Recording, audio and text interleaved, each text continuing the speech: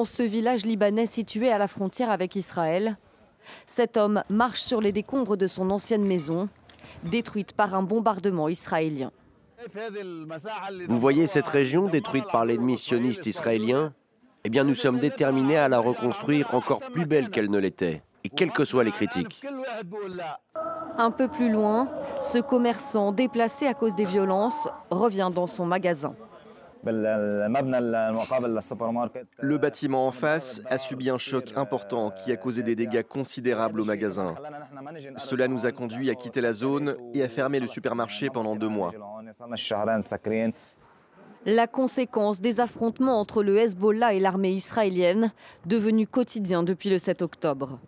Les frappes aériennes israéliennes répondent aux tirs de roquettes du Hezbollah libanais qui dit soutenir le Hamas.